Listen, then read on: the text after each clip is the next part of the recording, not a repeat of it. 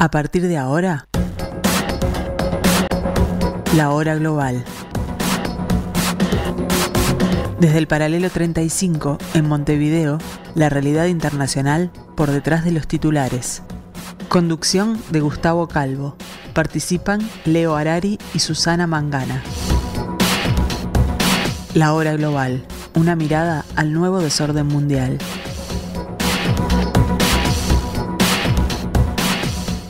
Muy buenas tardes, amigos, bienvenidos a este martes 24 de octubre del año 2023, bienvenidos a una de las últimas ya semanas del antepenúltimo mes del año 2023, que se ha ido muy rápido, aquí en la tarde de Radio Mundo, aquí en el 1170 AM de vuestro dial, en una tarde primaveral que recién ahora, cayendo el sol, se está pareciendo a eso, donde desde el paralelo 35, como cada martes y cada jueves, intentaremos pelearnos con la realidad global.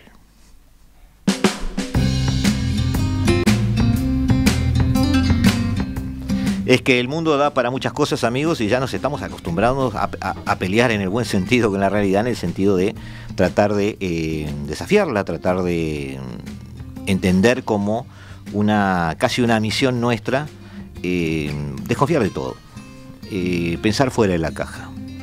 Es un poquito el concepto que me está ganando en estos últimos meses, donde el mundo ha demostrado ser mucho menos racional de lo que muchos pensaban.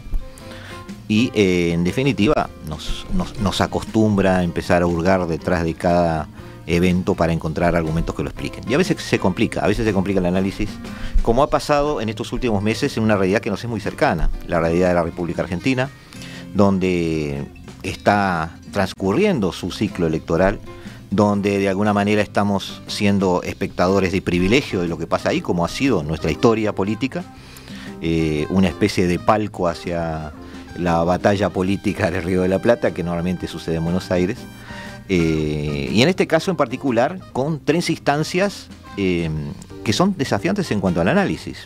En primer lugar, unas primarias que, si solo fueran primarias, no implicarían nada disruptivo en la historia del año, no implicarían tampoco ningún dato que pudiera quitarnos el sueño, simplemente ver cuál es el candidato que tiene más arrastre o que tiene más carisma o que de alguna manera está mejor posicionado, pero el hecho de que sean obligatorias lo transforma en una especie de mapa obligado de la situación política de los partidos argentinos, que además, en particular, la política argentina, como todos sabemos, se escapa de las etiquetas habituales, se escapa de los razonamientos que podemos aplicar en otros países. Luego, en segundo lugar, estas PASO tuvieron lugar allí por mediados de agosto, el 13 de agosto. Luego la primera vuelta, que tuvo lugar justamente en estos días, el domingo pasado, donde vimos una primera vuelta de tuerca de esa realidad de las PASO. No quiero spoilear nada ahora, pero ustedes ya lo saben, digamos.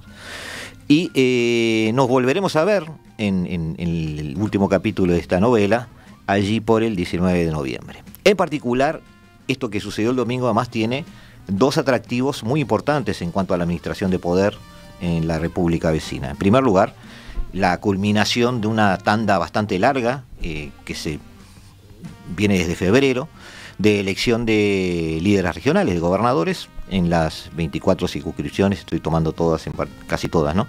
Que tiene circunscripciones electorales que tiene Argentina, que también implica una distribución de poder hacia adentro de Argentina, algo muy similar a lo que pasa con los gobernadores en Brasil, por ejemplo, salvando distancias, no es lo mismo, pero es cierto que Argentina es federal también en su distribución de poder.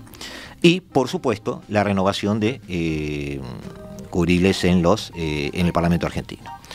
Ahora bien, estamos acompañados por Gonzalo Puig Lombardi, investigador y docente de Facultad de Ciencias Sociales. Muy buenas tardes, Gonzalo, ¿cómo estás? Bienvenido a la hora global. Buenas tardes, Gustavo. ¿Cómo estás? ¿Todo bien? Todo bien. ¿Estuviste siguiendo esto, se supone? Estuvimos siguiendo bastante. Lo vimos junto con Fede. Hace tiempo estamos siguiendo. Ahí te quería pedir, antes de un saludo, si me dejabas una mención de nuestro último programa, fue hace tiempo. Primero presentamos a Fede. Después te veo en las gateras para pelearte con alguien. Entonces, el momento de pelea empieza después de la presentación. Ahí está. Y después a Federico Musto, politólogo, que yo también supongo investigador, Vamos, ¿no te gusta la palabra investigador? No, sí, por supuesto. Investigador y docente también. ¿No te sentís investigador y docente? Sí, no. Es un latiguillo muy cómodo para los de la facultad. Claro, porque... No reniego de mis orígenes de la ciencia política. No, por supuesto. Tenemos que hablar un día de eso porque es uno de los próximos peajes que voy a pasar desde el punto de vista académico, cuando termine con relaciones internacionales. Voy a recaer por ahí. Bien. Saludos, gracias por la invitación. No, por favor. Gonzalo, ¿qué pasó, Gonzalo? ¿Cuál es ¿Tenemos consecuencias de tu contacto con la fama? Tenemos consecuencias de un programa, estamos acá, Fede y yo, que hicimos el efecto Milei, ¿te acordás? De acuerdo. Previo a las PASO. Y bueno, nos pediste lo que a algunos les gusta, a mí no me gusta mucho, que son los pronósticos, más con tiempo, ¿viste? Para eso están las encuestas. ¿Y qué dijimos con Fede? Con Fede medio que tiramos un resultado así, te hablamos, que en caso de perder la reta, también estamos de acuerdo los tres, que en caso de perder la reta, Bullrich ya tenía muy difícil, dado el efecto Milei, ya que en ese programa hablamos de Milei, sí. Y que no se podía descartar al peronismo. Ahí todavía, bueno, sí, Sergio Massa no había ganado las PASO, no era el candidato, pero era obvio que iba a ser el candidato, que no se podía descartar. Y fuimos nos tomamos mucho el pelo. Entonces... Igual vale decir, dado que subestimamos la potencia de Milei, también hay que decir las perdidas. Fue lo único que le erramos, por poquito igual. Dijimos un cuarto. Dos o tres cositas muy rápido. Mira, Gonzalo, esto al aire te puedo dar un consejo. Los pronósticos tiralos igual, porque los pronósticos, en realidad, cuando uno ve la ciencia política, cómo se maneja, la ciencia económica, son ciencias sociales. Y como son ciencias sociales, dependen de un montón de variables que son incontrolables y que además son permanentes en su cambio. Por lo tanto, el pronóstico es muy bueno como un diagnóstico de la foto en ese momento. Entonces, tu pronóstico en ese momento es cómo las cosas estaban paradas en ese momento. Y uno, pasando el tiempo, puede querer volver a eso y querer ver cuál era la situación en ese momento. De hecho, nuestro pronóstico igual fue prospectivo. Fue viendo lo que podía pasar, pero yo sé que vamos a volver a eso ahora en un ratito. Claro, a ese momento. Pero justamente por definición, la prospectiva es lo que tú pensás en ese momento que va a pasar, no lo que va a pasar. Entonces siempre estás ubicado en el momento de la foto, te guste o no. Así que y también hay que hablar de las cuestiones metodológicas para sacar esa foto, que hoy en día, sobre todo las encuestas de opinión pública y las encuestas que tratan de predecir el comportamiento electoral de los ciudadanos, ya hace bastante tiempo que está complicada para sacar esa foto. Los mismos límites. Estás también limitado a los insumos que tenés en ese momento. Entonces, de alguna manera, ese tema es recurrente. Y te va a pasar toda la vida. Y con Argentina mucho más. Con Argentina más. Y ahora, si nos dejás, Gustavo, sí, los saluditos. Te está controlando el programa. Vale. Vino a hacer la conducción del programa. Claro. No, que está ausente, Vale Bonomi. Yo lo dejaría controlar el programa si no hubiera un pequeño detalle, pero un detalle que él no tiene es el detalle del tiempo. Entonces el tema del control va a ser un poco limitado. Lo último que te dejo, te escucho. Nuestro saludo a Vale, que nos iba a acompañar y no pudo. Y quiero saludar a mi sobrina Julia, que nos está viendo desde muy temprana edad, desde Francia. ¿Desde Francia? Sí, Gustavo, vos llegaste. Un saludo internacional. Fronteras. Qué interesante. Está bien. Bueno, un saludo, ¿cómo me dijiste? Julia. A Julia. ¿Dónde está ella? En París. ¿En París mismo? Más afuera. Bueno, Julia, vaya todo el abrazo y un beso de la gente de Lograr Global, que con gusto vamos a dejar ahora en tus ojos, en tu mirada, este programa. Arrancamos con esto. Resultados PASO. Primarias, abiertas, obligatorias. Y simultáneas. No me acordaba la S. Soy sincero, no me acordaba la S. Da un resultado que lo tenemos en pantalla ahora, con un Milei sorprendiendo. No es que Milei no estuviera en boca de todos, pero un outsider que hace mucho ruido, que propone cosas extrañas para muchos, existe una especie de preconcepto por el cual todos tendemos a pensar mucho vuelo no va a tener demasiado recorrido. Ahí, en eso que estamos viendo en pantalla, vemos dos cosas. En primer lugar, Milei está primero. En segundo lugar, hay muy poca diferencia entre él y podríamos llamar el equipo amarillo, por llamarlo así, y el equipo celeste, que sería el del oficialismo. ¿Cómo llamamos al oficialismo? Le llamamos kirchnerismo, le llamamos peronismo, le llamamos coalición oficialista, el masismo, Fede, ¿qué término podríamos usar? Porque lo paradójico de esto es que Massa no es ni peronista ni kirchnerista. Por lo menos como nombre oficial de la coalición le podemos decir Unión por la Patria. Unión por la Patria. Y ahí ya saldamos un problema conceptual. Lo hacemos por ahí. Sí, pero me animaría a decir, más allá de que el origen de Sergio Tomás Massa no es peronista, le diría que es la coalición que responde por lo menos al peronismo unido de... Claro. Felipe, te voy a pedir volver a la placa porque me faltó un detalle que es muy importante y después fue importante en la distribución de votos. Más allá de que Patricia Bullrich y Rodríguez Larreta juntos tienen un 27%. Si tomamos los votos en forma individual, Milei tiene la mayor cantidad de votos, pero además, dentro de lo que podríamos llamar el partido Milei, que es Libertad Avanza, todos los votos son de él. Eso le da un elemento de libertad hacia adentro de movimientos. Obviamente que es un partido creado por él, el líder es él, eso puede suceder como fue en su momento el PRO.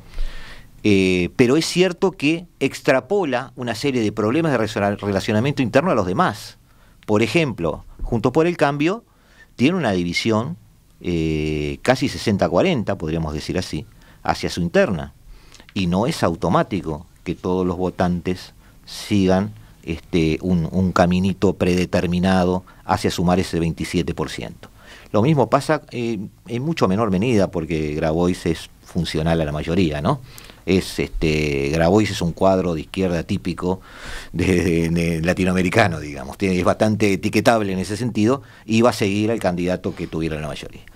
Pero se ve mucho más en Juntos por el Cambio eso. En los hechos, Fede, eso parece que sí, que algún problema generó. Sin duda, y ahí justo en la pregunta anterior que te hablaba del peronismo unido, creo que eso es algo que cuando el peronismo va unido le permite responder a esto, que Grabois está, si se quiere, no te diría las antípodas, pero que coincide bastante poco con Sergio Massa, pero... como se dice normalmente el peronismo, el que gana conduce y el que pierde acompaña, y en ese sentido es bastante más, si se quiere, respeta ese mandato. Lo que pasó en Juntos por el Cambio nos muestra que tiene una lógica diferente Juntos por el Cambio, porque es un partido nuevo y que tiene otra potencia diferente al peronismo que no sucedió. Y esa pelea de halcones y palomas que se vino dando antes de las PASO, claro. Algo pasó ahí adentro y Patricia Bullrich no logró retener la totalidad de los votos de... Pido disculpas porque yo puedo haber hecho tender al error a quien me escuchó recién. Hice una referencia a Grabois en cuanto a su comportamiento como un cuadro de izquierda típico latinoamericano, porque nosotros estamos acostumbrados a ver esa verticalidad normalmente en las colectividades de izquierda. Pero el peronismo no es... típicamente un movimiento de izquierda no vamos a entrar en eso ahora. En Argentina no podemos tomar el izquierda y derecha hoy como en medida de todo, ¿tá? Le pido disculpas por haber mencionado el tema de izquierda, pero mi intención era eso, no sé si quedó claro, pero sí. Grabois lo tengo, digamos, como lo que podemos en otro país que no sea Argentina ver como una persona que corresponde a cuadros de una organización política normalmente de izquierda, ¿no? O si se quiere lo podemos etiquetar como una izquierda peronista. Puede ser, ahí está. Eso me quería referir a eso, más que la ideología en sí. Exacto. Al comportamiento político. ¿Tá? ¿También lo viste así? Yo lo que encuentro que es conocido en la ciencia política es que las internas tienen ventajas y riesgos. Y un riesgo es qué pasa cuando la interna es ríspida o picante, que fue el caso de Juntos por el Cambio, que además, ¿te acordás como hablábamos un poquito antes, los tres? Juntos por el Cambio presenta otra realidad. Recordá que Larreta va con Morales. Morales es el presidente de la Unión Cívica Radical. La Unión Cívica Radical, las PASO son, a final de cuentas, por característica tiene en Argentina más importante de lo que son cuando no hay competencia interna, ¿no? Como Juntos por el Cambio tenía. Unión Cívica Radical es el partido fuerte a nivel subnacional. Entonces vos tenés un 60-40 que en realidad es un poco engañoso.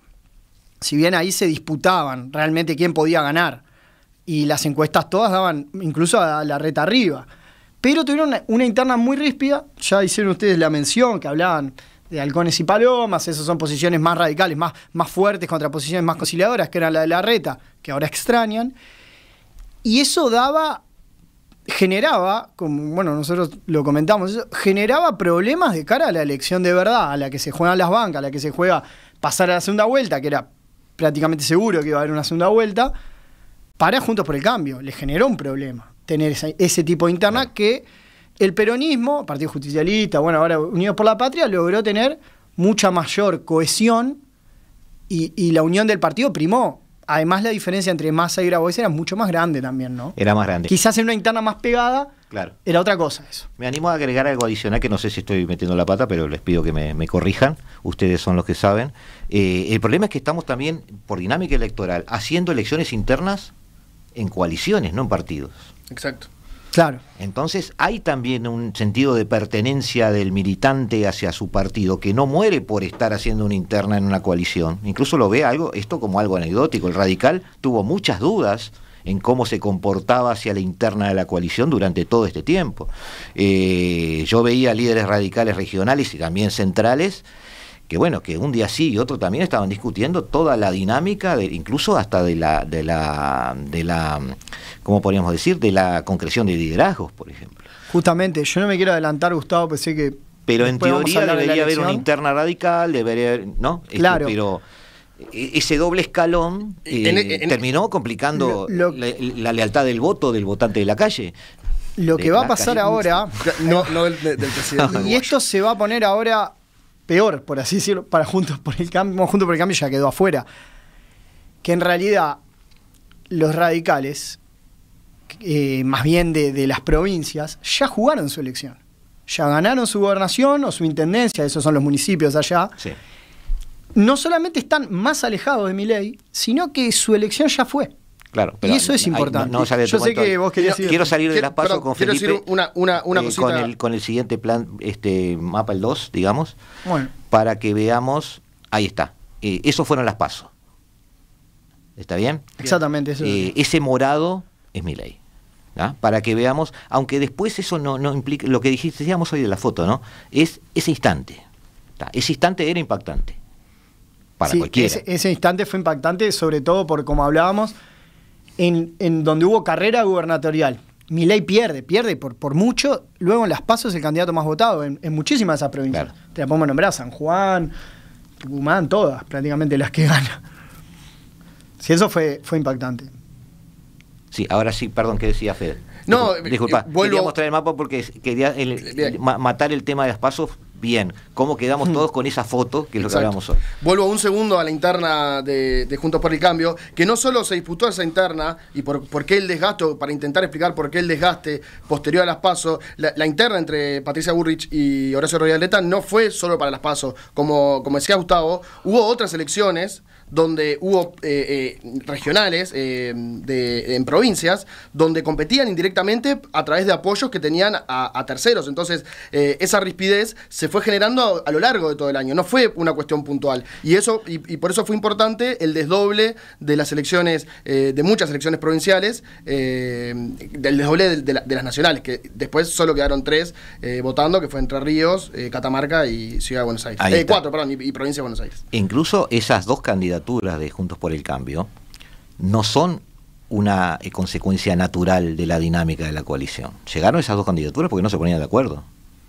Exactamente. Porque todos querían una sola candidatura y no fue posible. Sin duda. Sí, empezó con la renuncia de Mauricio Macri a la presidencia, fue el primer problema, el primer escollo a salvar. Después se generó la dinámica interna de ver quién heredaba esa... ¿Por parte de Macri hubo un manejo político inteligente?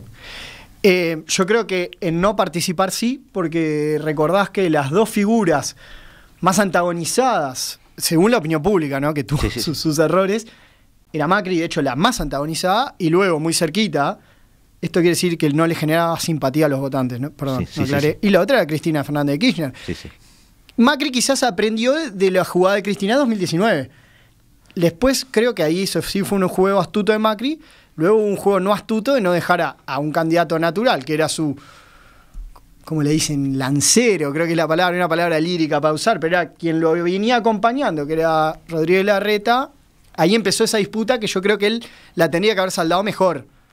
Bueno, quizás, o escudero se usa a veces. Escudero es la palabra. Pero quizás no era un escudero tan fiel, y ese era un poco el problema, ¿no? En realidad, perdón, hay un rol confuso de Macri después de su renuncia. Primero a la interna de Juntos por el Cambio, sí, que impactó en las PASO, pero también su vínculo con Milei. Fue confuso para la interna de ese acercamiento y después alejamiento, pero como claro, un coqueteo. Y yo creo que eso también es una de las posibles explicaciones del mal resultado. Hay un rol confuso. Totalmente. Esa relación con Milei que ves confusa para el votante, ¿fue confusa para vos? Sinceramente. Bueno, yo creo que de hecho están, por lo menos de lo que se dice, están cercanos. Milei dijo que el gran problema, y que le va a generar problemas ahora para el balotaje, el problema del gobierno de Macri fueron los radicales, que no lo dejaron hacer su gobierno económico como él pensaba. Pero esa cercanía de Macri con Milei ahora no es funcional a Milei, ¿o no puede serlo? Habría que ver. Yo creo que hoy de cara por qué te hago la pregunta? Porque yo, independientemente de los políticos, yo no afilio a ninguno, yo tiendo a pensar que a veces los menospreciamos un poco y pensamos que son tienen mucha inmediatez en sus decisiones, y a veces miran más lejos. Yo creo que él no quiso quemar puentes, porque preparar una estreparar donde él veía Juntos por el Cambio tercero de repente. Yo creo cómo impacta a la interna, porque si el acercamiento a Milei estás generando, o sea, le estás dando la razón de que el problema del gobierno 2015-2019 de Juntos por el Cambio fueron los radicales, y hoy en día la disputa de los votos radicales va a ser fundamental para la balotaje. Entonces no sé si en ese sentido le va a jugar en contra para los intereses de Milei.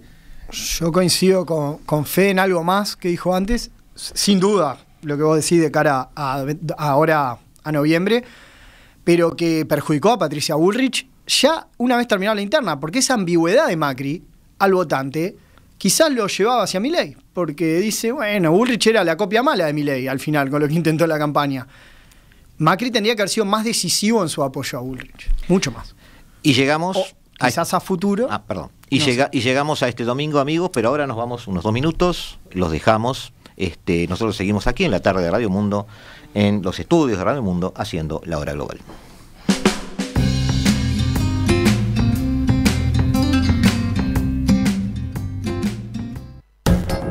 Estás escuchando La Hora Global, una mirada al nuevo desorden mundial. Seguimos, amigos, en la tarde de Radio Mundo. Seguimos con Gonzalo Puch Lombardi. ¿Digo siempre Lombardi o con Puch me puedo quedar? ¿Es lo mismo? Está todo bien. Esto es bien, al uso. Y Federico Musto, ambos investigadores y docentes, que es lo que suena más elegante, de Facultad de Ciencias Sociales, analizando esto que pasó en Argentina. Pasaron las PASO y vino el domingo pasado, digamos, la primera vuelta. Pero en el medio pasaron cosas. En el medio a mí me llamó mucho la atención que en todo ese calendario de elecciones de gobernador, 3 provincias eligieron gobernador, y hubo un comportamiento muy, pero muy claro en Santa Fe, en Chaco, en Mendoza, de candidatos de Juntos por el Cambio que ganaban muy cómodos. Lo cual nos llevaba, y voy al tema de los pronósticos, Gonzalo, porque a mí me preguntaron después de las PASO que iba a pasar, y yo dije que Milei no entraban en la segunda vuelta. Porque mi razonamiento era que 8 millones de personas no habían votado, no pensaba que que alguno de ellos fuera votante de Milei, porque el votante de Milei va y vota, está motivado, tiene incentivos para eso. Y obviamente yo pensaba que tanto Massa como Bullrich iban a recibir votantes de esos no votantes de las PASO. Por lo tanto, como había una diferencia solo de 600.000 votos entre el primero y el tercero, la balanza se iba a decantar en contra de Milei, que no iba a recibir nada de esos votos. En realidad, Massa recibió votos de esos no votantes que ahora fueron a votar. Los números dicen que sí, que tuvo ese crecimiento. Por eso ahora está primero y no tercero. Pero aparentemente Bullrich no recibió mucho, y ahí estuvo mi defecto al pronosticar. Bullrich, a pesar de ese comportamiento en provincias, no enamoró. Sí, claro, ahí está. La paradoja de Juntos por el Cambio es, tomándolos todos juntos, ¿no? Es tremenda, porque de hecho solo ganan el resultado de octubre, ¿no? Vamos primero a ese. Solo ganan a la presidencial en una provincia, que bueno, ni siquiera es una provincia, es la capital federal, pero son a su vez el partido, como vos decías, que vino ganando las carreras de gobernador, son de hecho los que más ganaron. Claro. Ganan ese día en Entre Ríos, ganan el gobernador y Bullrich no gana la presidencial. Hay corte de boleta. Fue una carrera apretada. Y entonces vos ahí tenés una paradoja, un partido que gana en los niveles inferiores, subnacionales, y no lo logra arriba. Claramente Bullrich no solo no enamoró, Bullrich no es que no capta votos, Bullrich pierde votos. Pero en ese sentido también podemos hablar por la otra cuestión, que Milei decide no competir a nivel provincial, no competir directamente por lo menos. Son muy pocos los que él apoya, que le va mal además, en La Rioja, en Tucumán, que apoya directamente. Después, no sé si se acuerdan que hace unos meses, en algunas elecciones provinciales dice, no pongan mi cara porque yo no hay ninguna alianza, y decide no competir. Por eso también se genera que en las nacionales sorprenda, porque no tenía armado provincial, y esto creo que lo hablamos la vez anterior, y es algo que se ha hablado mucho, la sorpresa que generó Milei por su buen desempeño en PASO y en las primarias. Yo creo también que para hacer un nuevo está bien, la primera vuelta hizo una buena elección. Está bien eso que decís, porque en esas provincias que gana Bullrich, pero en las presidenciales que pierden todas esas provincias, había mucho voto de Milei en las PASO, y en los gobernadores había mucho voto que tenía que votar obligado un gobernador de Juntos por el Cambio o de Uno por la Patria. O de partidos provinciales que hay en sí, claro, hay muchos partidos provinciales. Hay. Pero, por ejemplo, en Santa Cruz, en las PASO hubo un casi 30% en blanco, porque Milei no tenía un candidato claro. 30% en blanco en Santa Cruz, que es la provincia por antonomasia del kirchnerismo. Sí. De hecho, pierde en las PASO, después es una de las que recupera de cara a octubre, pero es interesante ese vínculo que nosotros acá, si se quiere, tenemos el vínculo entre departamentales y nacionales, tiene un rasgo más cercano. Allá son dos lógicas diferentes, liderazgos diferentes, y a la prueba está que el partido más importante es la Unión Cívica Radical y no tiene su correlato a nivel de liderazgo nacional. Yo ahí creo que hay un rol de campaña, de candidatura de Bullrich, porque en las que sí se hacían todas a la vez, inclusive el bastión de ellos, el corte de boleta es tremendo, inclusive en Ciudad de Buenos Aires, que uno diría, Bullrich Ciudad de Buenos Aires, que el bastión del PRO tendría que ganar cómodamente. Y ahí, viste, bueno, ninguno de nosotros es comunicador político. Vamos a definir el corte de boleta para los oyentes. Se hablaba mucho de gobernadores, por ejemplo, que no gobernadores, pero sobre todo pasaba con los intendentes mucho, que veían que sus bases votaban a Milei. Lo vieron en las PASO incluso, pero obviamente el cargo regional era necesario tomarlo, y uno aspiraba a tomarlo. Y el corte de boleta, que es votar, digamos, regionalmente a un partido y a presidente a otro, no solo era un rumor en todo el territorio argentino, sino que a veces, según algunos, era incluso incentivado por algunos intendentes o algunos políticos. Se empezó a rumorear mucho, se volvió casi un mito en el sentido de decir que, bueno, Milei iba en coche porque muchos intendentes peronistas le decían que no había ningún problema que votaran a Milei de presidente, siempre que lo votaran a ellos para mantener sus cargos. Eso se rumoreó también con gobernadores.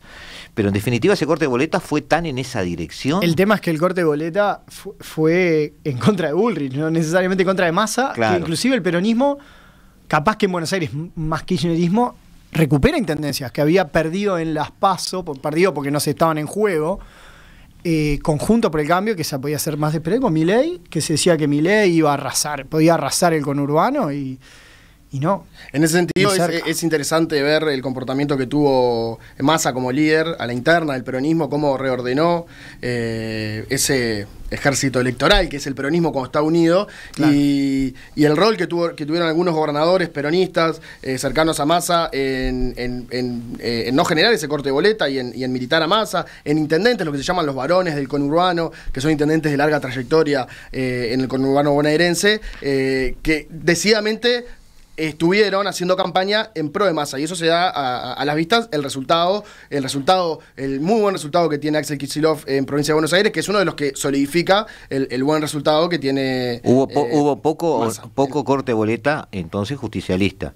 en octubre es una de los grandes triunfos que tiene el partido justicialista, justamente es ese, el no corte de boleta. Hugo Gonzalo sí corte de boleta con Bullrich, es decir, Sí. estamos hablando de gente que elige un intendente, yo qué sé, radical, Claro. pero con Milei de presidente. Claro, exactamente. O con Massa. Probablemente elegían a Massa en los municipales al candidato peronista y arriba a Milei, pero de hecho Milei, comparado con las PASO en lo que hablamos provincia de Buenos Aires, sobre todo Ciudad de Buenos Aires no, perdón, en provincia de Buenos Aires mejora su corte boleta, y complicando aún más a Juntos por el Cambio, porque la candidata, si ahora lo estoy tirando de cabeza este resultado, la candidata para gobernadora de Buenos Aires creo que tuvo un 19% las PASO, ¿no? Por más que esas no contaban, y sube a un 25, a un 24, casi empatando al candidato de Juntos por el Cambio, que Juntos por el Cambio, recordemos que antes de Kicillof... Sí, hablas de Píparo. Claro, María Eugenia Vidal había gobernado la provincia, no es que Juntos por el Cambio pierde siempre ahí, no, había ganado, perdió una elección apretada, y ahora pierden muchísimos votos frente a Milei, no así en Ciudad de Buenos Aires, donde Marra era un candidato difícil de llevar adelante, Marra pierde muchísimo voto comparado con las PASO. O sea que hubo corte de boleta frente a Milei también. Gente que ponía a Milei y no ponía... y ponían al candidato peronista. Perdón, no sé si para cerrar probablemente el corte de boleta, es interesante ver que igual está entre los promedios tradicionales, pero hubo un corte de boleta en favor o en detrimento de Massa en provincia de Buenos Aires. Axel Kicillof obtiene casi un 45%, mientras que en provincia Massa tiene un 41-42%. Hay un 3-4% de electores que eligen a Kicillof, pero no votan a Massa. Y no más. Pero es un corte que está dentro de lo esperado. Sí, pero además un poco circunscrito a ese caso, digamos. Sin duda. ¿Tá? El corte de boleta en general, ¿cómo podemos redondear ese aspecto, digamos? Hubo, en general, el perjuicio de Bullrich. Sin duda, y recuperó Massa que no se cortara la boleta, o sea, por el contrario, claro, generó un no corte de boleta. Perfecto. Todo apunta entonces a un muy mal desempeño de Bullrich, ¿no? ¿Hubiera sido preferible a Rodríguez Larreta? La gran pregunta que se está haciendo ahora Macri, por ejemplo. Yo lo dije acá. Yo creo que iba a ser más competitivo con Massa. Rodríguez Larreta y puede ser ahí en detrimento de Milei. Obviamente eso es contrafáctico esta situación, pero es un escenario diferente que estos resultados capaz que no estaban.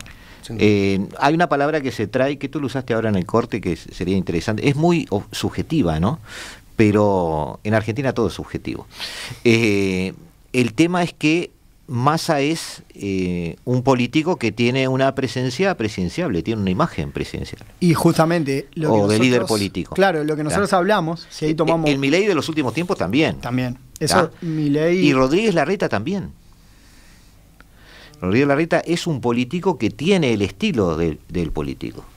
¿Tá? Pero Bullrich tenía problemas hasta de expresión, me pareció a mí. Yo no sé, no la conozco mucho a través del tiempo, la conozco desde hace poco y además la leo, pero no la veo hablar mucho. Pero el tema comunicacional me pareció un tema muy complicado de llevar adelante, y yo creo que deben haber tomado muchos apuntes de que hay que cambiar muchas cosas allí. Los spots estaban rehechos de forma que ella hablara lo menos posible. Ella apuntaba a temas tratando de que no le repreguntaran. No sé qué pasó allí. No sé cómo lo vieron ustedes. Yo creo que centrándonos en Bullrich como política. Yo no quiero perder el hilo del comentario anterior. Yo creo que si vamos al debate... Ya me retó. No. Si vamos al debate... Que cambiar de al silla. Revés. Sí. Al revés, no, estoy sosteniendo tu argumento. Si vamos al debate, lo que vimos en el debate fue un Milei que se modera muchísimo para parecer que puede ser presidente, un Massa que habla como presidente, como si fuera el presidente en funciones de la Argentina, sí. Es el oficialismo, ¿no? Y que ahí le faltó todo a Bullrich, le faltó todo, pero que además un Rodríguez Larreta podría haber competido en igualdad de condiciones, inclusive mejores, ya que no tenía el peso, la mochila del mal desempeño económico. Rodríguez Larreta podía pararse como un candidato de gestión. Rodríguez Larreta... Tiene gestión atrás, claro.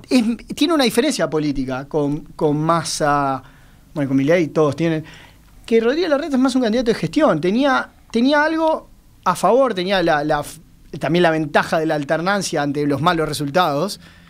Y que claro, Bullrich no podía pararse ahí, Milei lo intentó, más de su lado economista. Igual desde el punto de vista comunicacional, yo no sé si era tan diferente a Bullrich, porque la campaña en las PASO no fue muy buena la de Rodríguez Larreta. Porque es una persona que es de gestión y no de tanto de liderazgo, no tiene tanto carisma, y se lo intentó mostrar como un liderazgo carismático, y si vos veías los TikToks que hacía, el intento de ese tipo de comunicación, fue una debilidad, y a la hora de un debate yo no sé si no iba a pasar lo mismo que con quizás, entiendo lo que decís, pero recordá un detalle, quizás hubiera sido positivo.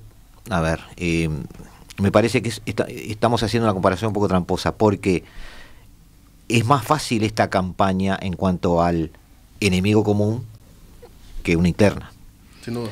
Entonces Larreta quizás se hubiera movido mejor que lo que hubiera hecho en las PASO, teniendo claro el objetivo con Massa y Milei adelante. No, sin duda, como ¿Me entendés lo que como voy? candidato. O sea, creo que tenés razón en cuanto a que no pareció una campaña, pareció tibia, pareció muy aguada, digamos, no enamoró, pero no mostró gestión, pero estaba enfrentándose a Bullrich.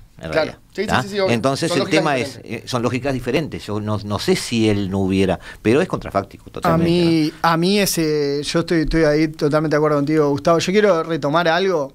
Es un micromundo, ¿no? ¿Cuántos votantes se mueven en TikTok? Pero ellos en TikTok lo que buscaron, todos los candidatos, era combatir el voto joven contra Milei.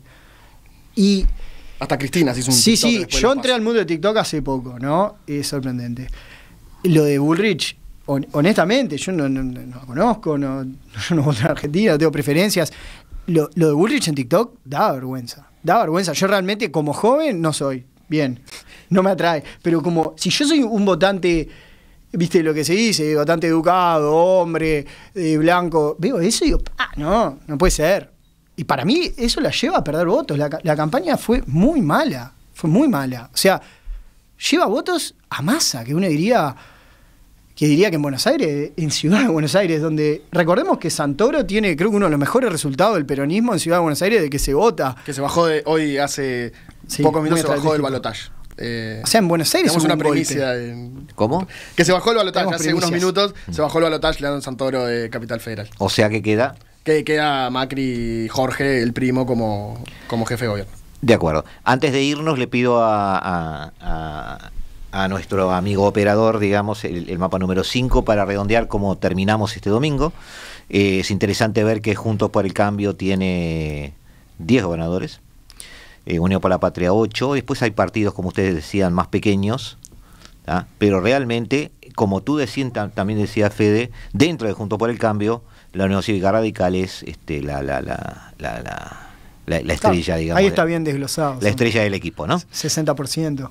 Sí, sin duda. Entonces, bueno, este es el panorama que vamos a ver un poco ahora hacia futuro en cuanto a la gestión también, porque son gobernadores que ya están electos y que van a empezar a jugar su partido.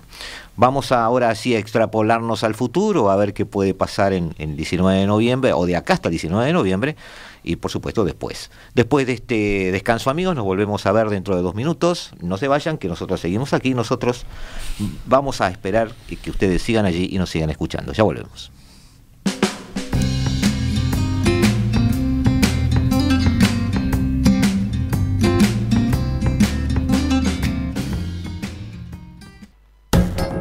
Estás escuchando La Hora Global, una mirada al nuevo desorden mundial.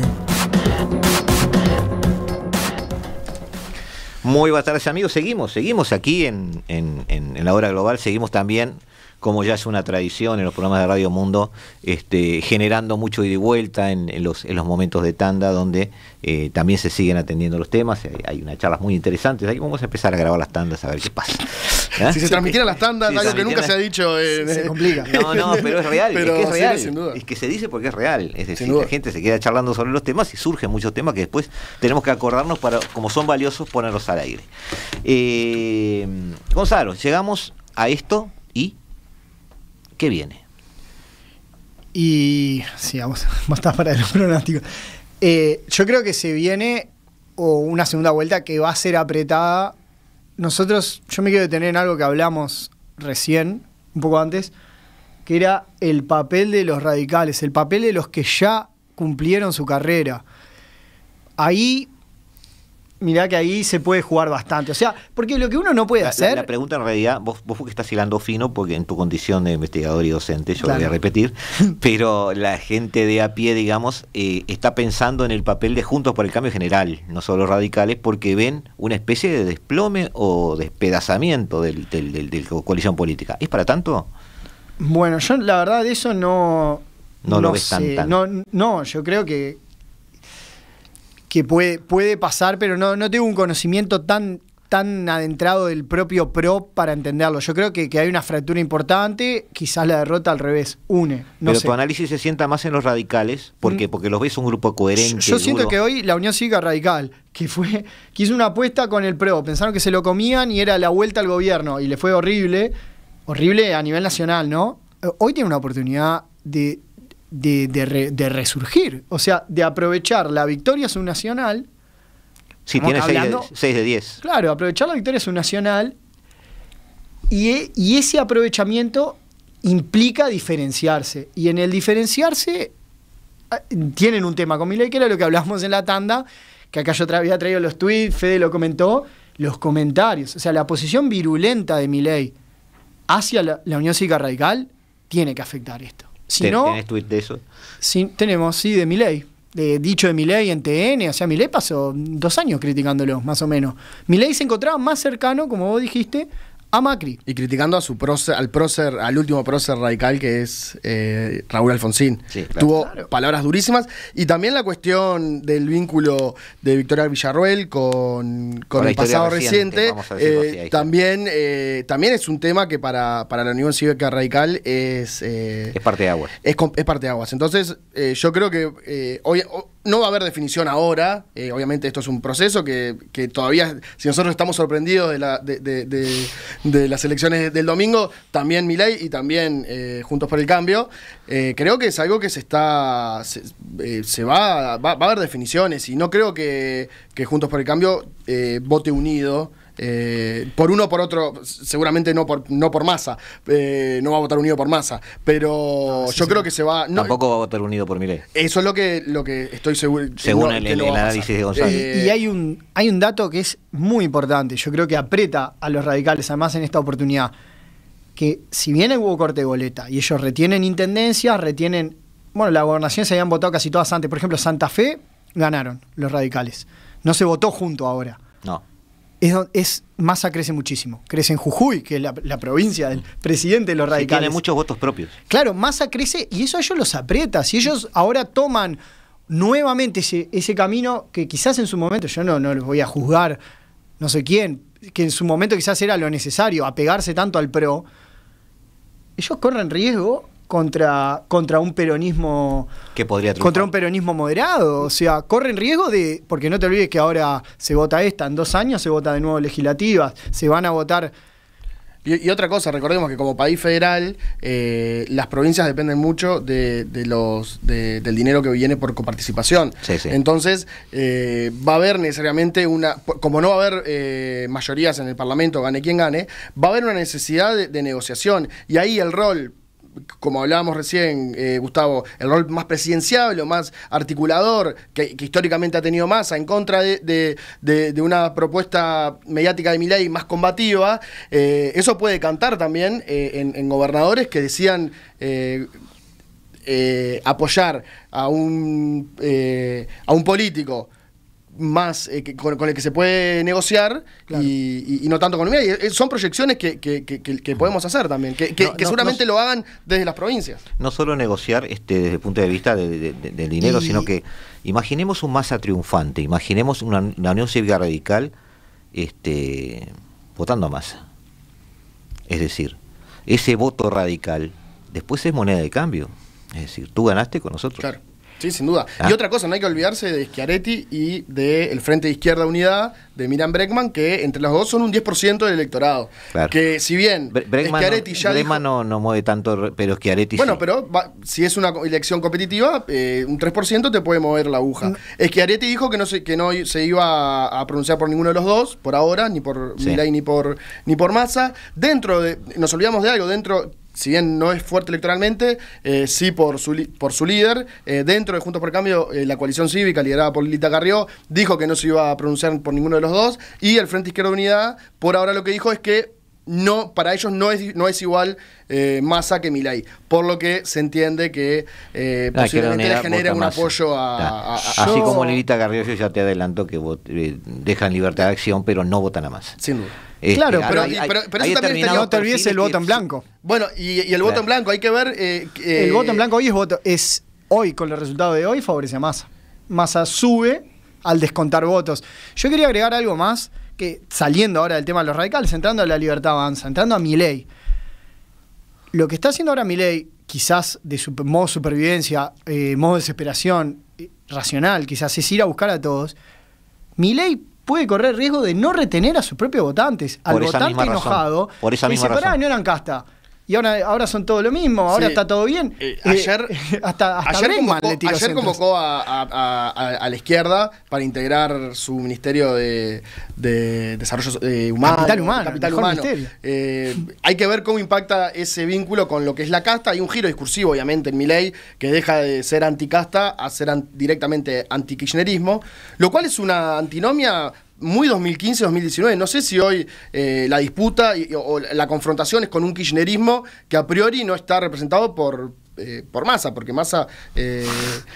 Massa en realidad no es ni peronista ni kirchnerista, pero es el candidato de ambos. Sin duda. Y también eso es algo que tendrá que administrar la coalición hoy gobernante si llega a ganar, porque si llega a ganar, la misma pregunta de Estados Unidos, es decir, Trump se devora el Partido Republicano, Massa se devora todo este sector, porque hasta ahora ha demostrado no una buena gestión como ministro de Economía, pero una excelente gestión en la administración de poder. En eso ha dado lecciones y hay que reconocerlo. ¿Por qué votó la gente? ¿Hubo un voto económico? Yo creo que sí. Yo creo que hubo voto económico. ¿El plan Platita dio resultado? No, yo creo que hubo voto económico. A ver, mucha gente decía, también la gente que le decía, ¿no? Pero decía... Hoy vino a contestar a la gente. Vino a contestar a la gente. Estos son editoriales, no hay nombres igual. No hubo castigo. Y vos ves que no hubo castigo, perdieron 3 millones, 4 millones de votos. De hecho, este es el peor resultado del peronismo. O sea, si no hubo castigo, lo que quizás... No hubo derrumbe. Claro, todos esperaban el derrumbe, pero quizás el derrumbe fue un muy mal pronóstico. Yo no sé si se cumple la máxima de James Carville a Clinton en los 90 de que es la economía estúpida. Pero para mí esa máxima no se cumple nunca. Creo que se dio ese voto económico en las PASO. Hay un voto castigo, sin duda, y hay un voto castigo económico que mantiene unos guarismos del peronismo bajos. Como decía Gonza, es la peor elección en unas primarias. Pero hay otro tipo de votos, creo que es multicausal. Hay un voto miedo. Yo creo que en esta elección, en la primera vuelta, post-paso, post-efecto Milei, hay un voto miedo. Hay un voto que... la figura creció tanto que asustó. Sí, y que creo que mucha gente con cabeza gacha votó a Massa como el mal menor y no un voto convencido, que es lo que tiene el peronismo de esa épica de la militancia, del voto totalmente convencido. En este caso creo que hubo mucho voto a pesar de Massa. Para mí el voto económico siempre es un factor entre tantos. Creer eso es la economía estúpido, para mí es un error. Pero votando a un ministro de Economía con un 140% de inflación y un dólar a $1.000, era el momento para que el voto económico haga pero yo le llamo voto económico a que yo voto por el choripán. También, sin duda. A eso le llamo yo. Voto porque me diste los electrodomésticos ahora en 20 cuotas en pesos. Bueno, ahí voto porque me regalaste plata y fui a buscarla y ya está. Sí, yo no creo que explique el 15% que absorbe Massa. Voto porque me sacaste el impuesto a las ganancias.